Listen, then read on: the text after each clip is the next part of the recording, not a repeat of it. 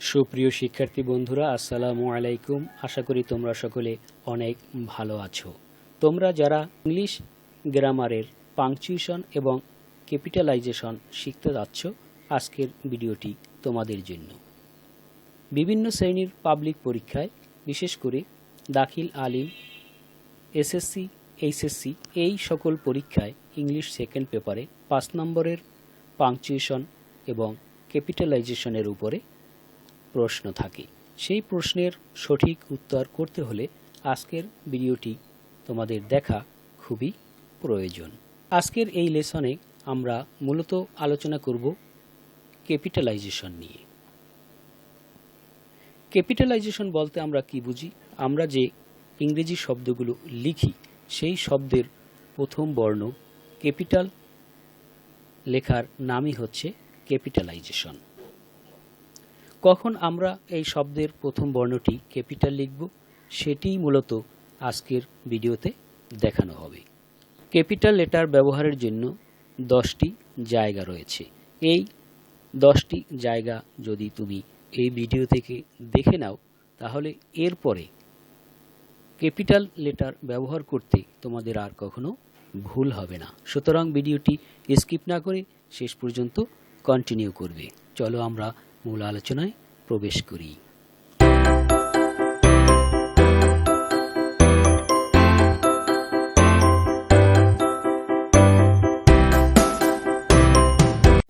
এক নম্বর ক্ষেত্র, প্রত্যেক সেন্টেন্সের প্রথম লেটার বা অক্ষরটি ক্যাপিটাল হবে। যত ধরনের সেন্টেন্স রয়েছে, অর্থাৎ 5 প্রকার সেন্টেন্স আমরা ব্যবহার করে থাকি, এই 5 প্রকার সেন্টেন্সের শুরুতেই ক্যাপিটাল লেটার ব্যবহার করতে হবে। যেমন, দি বয় রিডস এ বুক, এটি একটি সেন্টেন্স এবং এর শুরুর বর্ণটি হচ্ছে টি। এই টি ক্যাপিটাল লিখতে হবে যেহেতু এটি সেন্টেন্সের শুরুতে বসেছে। 2 নম্বর ক্ষেত্র, সব ধরনের প্রপার নাউন এবং প্রপার অ্যাডজেক্টিভের প্রথম অক্ষরটি ক্যাপিটাল হবে। এখানে 2টি বিষয় বুঝতে হবে, একটি হচ্ছে প্রপার নাউন আর একটি হচ্ছে প্রপার অ্যাডজেক্টিভ।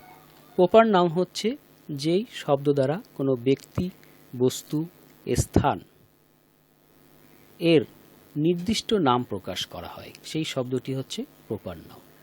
আর প্রপার অ্যাডজেক্টিভ হচ্ছে প্রপার নাউন থেকে যেই অ্যাডজেক্টিভটা সৃষ্টি হয় সেটি হচ্ছে প্রপার অ্যাডজেক্টিভ। উদাহরণ দেখি আমরা। হি কেম ফ্রম ঢাকা, সে ঢাকা থেকে আসলো। এখন ঢাকা এটি হচ্ছে একটি নির্দিষ্ট শহরের নাম বা নির্দিষ্ট জায়গার নাম, সে কারণে এটি হচ্ছে প্রপার নাউন। আর যেহেতু প্রপার নাউন, সেহেতু বাক্যে যেখানেই সে বসুক না কেন তার প্রথম বর্ণ ক্যাপিটাল হবে। হি কেম ফ্রম ঢাকা, এখানে এই ঢাকার ডি শব্দটি ক্যাপিটাল হলো কারণ এটি প্রপার নাউন।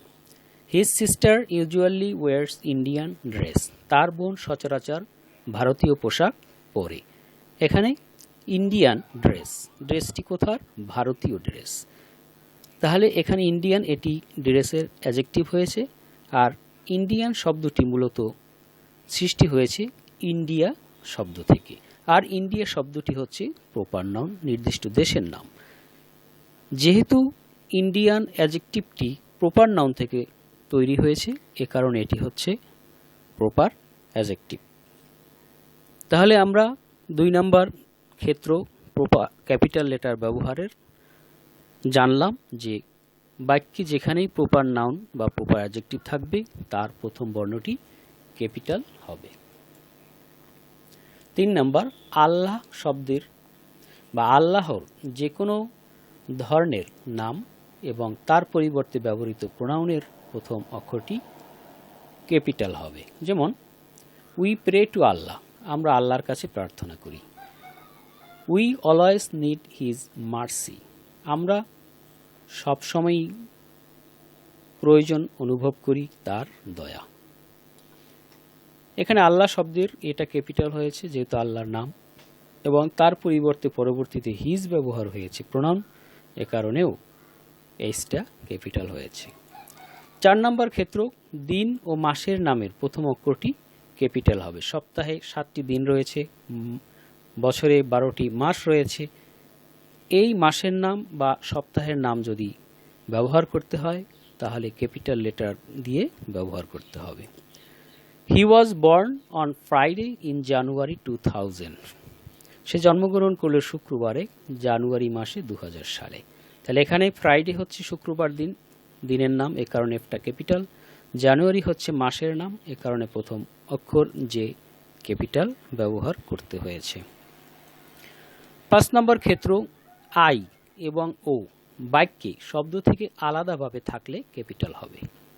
অর্থাৎ এটি যদি কোনো শব্দের সাথে মিলিত হয়ে না বসে তখন এ দুইটি ক্যাপিটাল লিখতে হবে। যেমন he asked if I would go or not.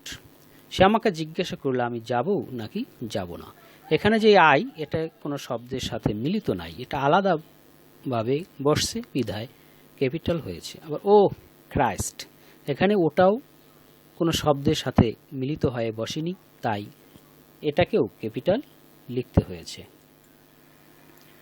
6 নম্বর ক্ষেত্র, অ্যাব্রিভিয়েশন এর প্রত্যেক লেটারটি ক্যাপিটাল হবে।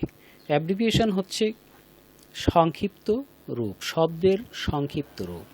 যেমন বিএ, এটি হচ্ছে অ্যাব্রিভিয়েশন, এটির পূর্ণ রূপ হচ্ছে ব্যাচেলর অফ আর্টস। ব্যাচেলরের বি এবং আর্টস এর এ, এই বিএ এখন এটি হয়েছে অ্যাব্রিভিয়েশন। এবং অ্যাব্রিভিয়েশন প্রত্যেক লেটারটি ক্যাপিটাল হবে, বিও ক্যাপিটাল, এও ক্যাপিটাল।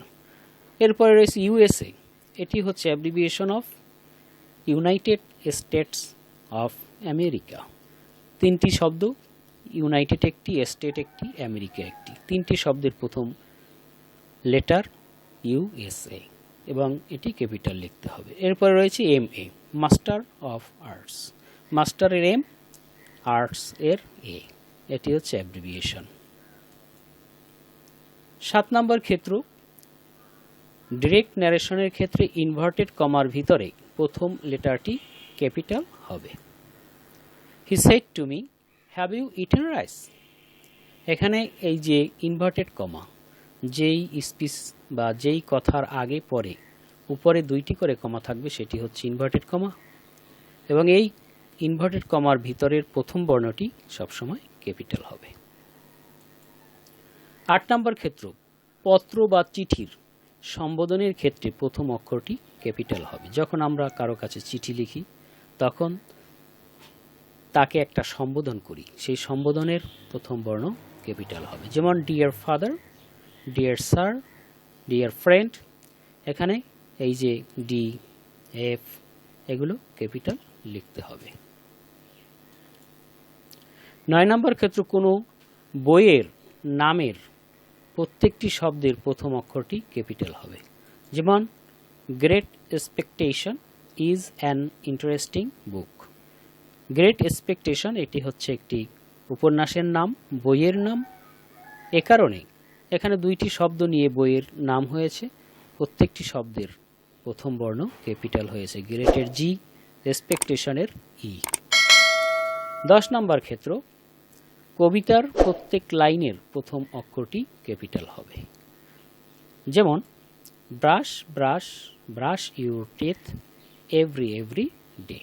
এখানে কবিতার 2টি লাইন রয়েছে, প্রত্যেকটি লাইনের প্রথম বর্ণ ক্যাপিটাল হয়েছে। এই 10টি ক্ষেত্র যদি তোমরা মনে রাখো তাহলে ক্যাপিটাল লেটার ব্যবহার করতে তোমাদের আর কখনো ভুল হবে না। পরবর্তী ভিডিও দেখার আমন্ত্রণ জানিয়ে আজ এখানেই শেষ করছি। আসসালামু আলাইকুম ওয়া রাহমাতুল্লাহি ওয়া বারাকাতুহু।